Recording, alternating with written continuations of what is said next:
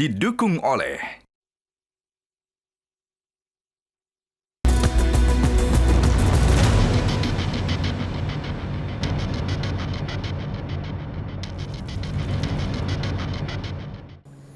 Terima kasih Anda masih bersama kami di Top Ekonomi dan saya masih bersama dengan Menko Perekonomian Airlangga Hartarto. Pak Airlangga, Organizations of Economic Cooperation and Development, OECD Pak. Iya. Tadi Anda sudah katakan bahwa sebetulnya itu adalah usaha Indonesia untuk meningkatkan perekonomian kita juga sebetulnya. Dampak yang signifikan, yang jangka pendek Pak, untuk Indonesia masuk OECD itu sebetulnya apa Pak? Ya, pertama kita punya benchmarking untuk best practice. Oke. Jadi kalau dalam bentuk mengeluarkan regulasi, kita ada benchmark yang disediakan oleh OECD, sehingga tidak reinventing the wheel. Oke. Ya, kemudian yang kedua, di dalam dunia yang ada yang uniblok, nah kita melihat bahwa sebetulnya dunia sekarang menjadi multi-blok. Multi-blok? Ya. Oke. Jadi multi-blok salah satunya tentu kita blok OECD itu salah satu blok yang Eropa base. Karena itu kan dulu negara membangun kembali Eropa sesudah Perang Dunia Kedua. Dan ini dimanfaatkan banyak oleh negara-negara Amerika Latin. Nah, Asia hanya Jepang dan Korea yang memanfaatkan. Jadi Indonesia masuk menjadi negara ketiga. Tetapi dalam era multi-blok itu Indonesia juga mendaftar di dalam CPTPP, Trans-Pacific Partnership, yang subset dari APEC. Nah, di situ Indonesia memang ada negara-negara Amerika Latin yang khawatir terhadap Indonesia. Jadi mereka berusaha memblok negara ASEAN untuk masuk di dalam CPTPP. Khawatir itu karena takut apa Pak? Terdominasi atau Karena gimana? takut terdominasi. Oh. Karena kalau mereka melihat manufacturing base, kemarin tema di OECD itu kita bicara kembali mengenai manufacturing base, mengenai supply chain, mengenai industrialisasi. Dilihat negara di ASEAN ini mempunyai competitiveness yang lebih kuat daripada mereka. Sehingga ini yang membuat mereka khawatir. Selain OECD, kita juga lihat Pak, implementasi dari European Union SEPA ya, EU, Indonesia EU SEPA. Itu persisnya seperti apa dan dampaknya ke ekonomi kita seperti apa Pak? EU SEPA sendiri itu kan PDB-nya 21 triliun US dollar. Penduduknya 720 juta dan negaranya ada 23 negara. Jadi itu sebuah blok besar di Eropa, mereka dengan juga pendapatan per kapita yang cukup bagus, tinggi lah, negara maju. Nah, bagi Indonesia ini adalah pasar untuk manufaktur Indonesia. Karena manufaktur Indonesia dan manufaktur Eropa ini berbeda. Jadi kalau mereka mau memproduksi mobil misalnya BMW, Mercedes dan yang lain, market di sini kan sangat premium market. Jadi paling mereka jualan 3.000 sampai 5.000. Kan beda sama mobil sejuta umat yang jualannya 200.000, 300.000. Jadi kita nggak khawatir dengan mereka. Nah, oleh karena itu pada saat implementasi penuh nanti bea masuk barang-barang kita ke Eropa itu 0. Nah, sekarang barang masuk kita ke Eropa itu 10-20%. Pesaing kita yaitu Vietnam itu bea masuknya sudah 0. Dia sudah duluan punya SEPA dengan Eropa. Jadi bagi Indonesia ini adalah kesempatan yang sangat baik. Barang-barang Indonesia yang ke Eropa itu seperti apa Pak? Nah, sekarang kan tekstil, footwear, elektronik, apparel. Yang sangat dikhawatirkan adalah baja. Karena baja kita kan sekarang ekspor ke Eropa, kemudian ke Amerika.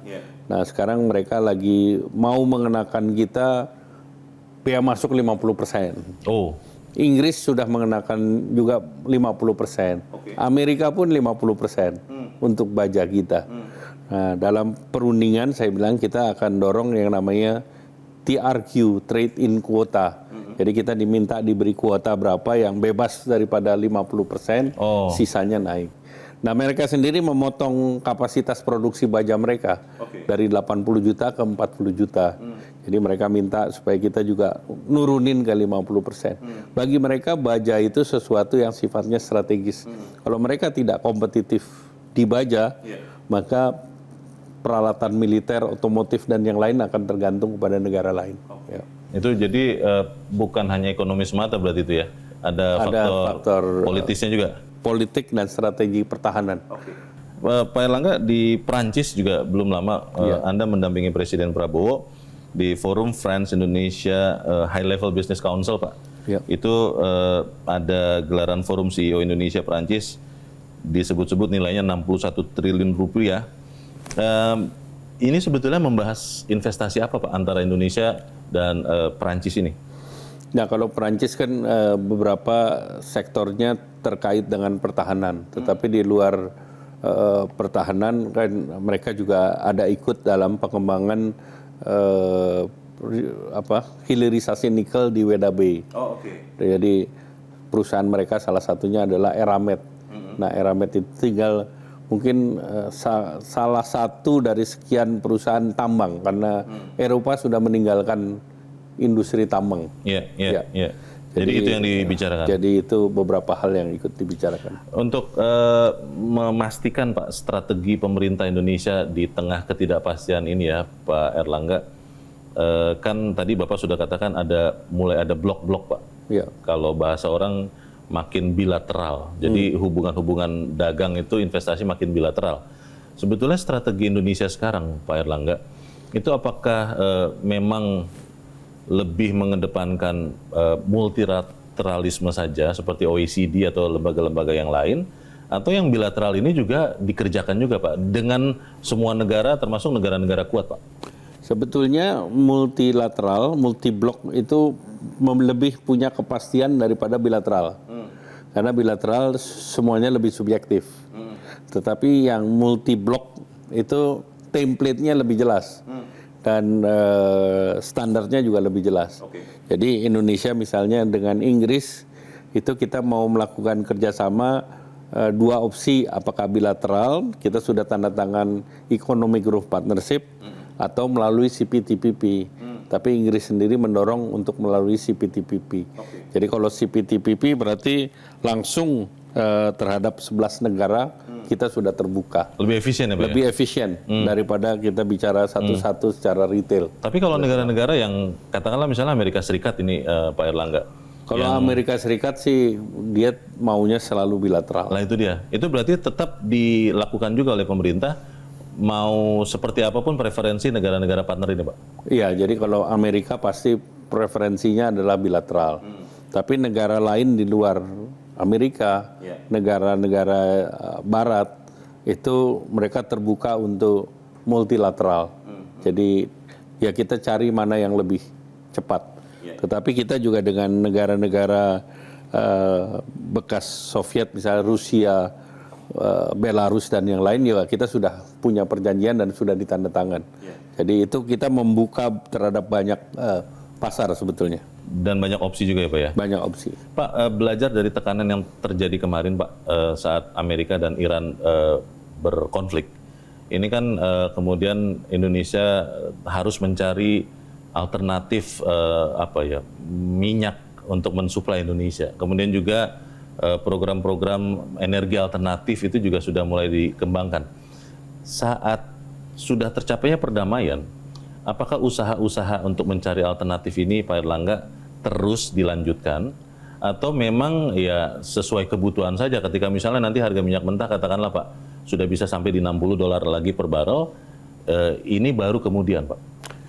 Diversifikasi supply itu selalu penting dan itu sudah menjadi pegangan Indonesia dengan berpengalaman di COVID kemarin. Jadi kita tidak boleh menggantungkan pada salah satu negara. Dan kebetulan untuk minyak itu ketergantungan kita terhadap Timur Tengah hanya 20%. Jadi kita sudah mendapatkan alternatif dari negara-negara Afrika seperti bahkan seperti Nigeria, Gabon dan yang lain. Sehingga pada saat ini kita tercekik supply-nya, alternatif lain masih terbuka. Dan pada saat kita bicara dengan Amerika kan salah satu yang kita juga mau tarik dari Amerika adalah supply energi. Jadi bahkan Pertamina sudah melakukan investasi juga di Venezuela. Jadi alternatif selalu terbuka. Jadi kita harus punya kartu yang selalu terbuka. Kalau kartunya tertutup, nggak bisa gerak.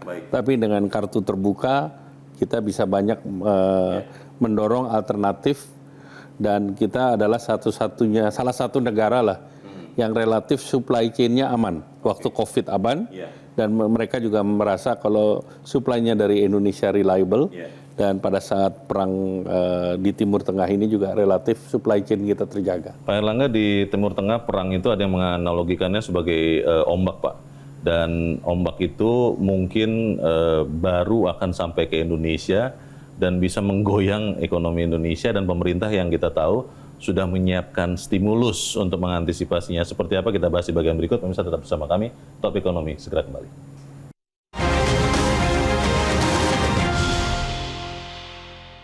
Jelajahi cara baru mendapatkan informasi. Download Metro TV Extend sekarang.